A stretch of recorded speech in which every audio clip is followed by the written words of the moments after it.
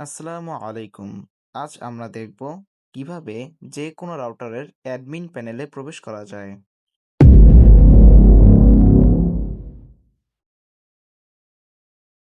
প্রতিটি রাউটারের পিছনে এরকম একটি স্টিকার লক্ষ্য করা যায়। সেই স্টিকারের এখানে ডিফল্ট অ্যাক্সেস দেওয়া রয়েছে, যা এখানে লিংক আকারে, এবং পাশে আমরা দেখতে পাচ্ছি এটার ডিফল্ট পাসওয়ার্ড, যা কখনো যদি পাসওয়ার্ড পরিবর্তন না করা হয় তাহলে এই পাসওয়ার্ডটাই থাকে। এবং নিচে রয়েছে এসএসআইডি অথবা রাউটারের নেম। এটি যেহেতু ডুয়েল ব্র্যান্ডের রাউটার, যার কারণে এখানে নাম হচ্ছে দুটি, এবং আমাদের ডিফল্ট অ্যাক্সেস দেওয়া রয়েছে এটা। কিছু কিছু স্থানে লিংকের জায়গায় বিভিন্ন আইপি অ্যাড্রেস দেওয়া থাকবে, যেমন 192.168.0.1। তবে এখানে যেহেতু ডিফল্ট অ্যাক্সেসে লিংক দেওয়া রয়েছে, তাই আমরা লিংক ব্যবহার করব।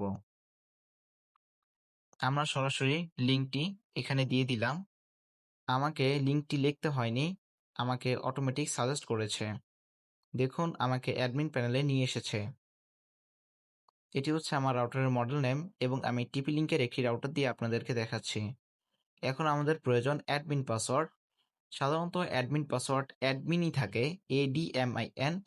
তবে আপনার যদি পাসওয়ার্ড যদি আপনি না জানেন, তাহলে অবশ্যই আইএসপি থেকে জেনে নেবেন।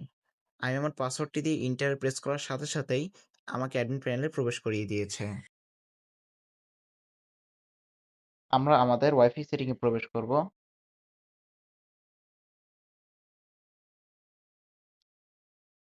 এখানে আমার ওয়াইফাইটি অলরেডি কানেক্ট করা রয়েছে। আমি এটাতে আবারও ক্লিক করব।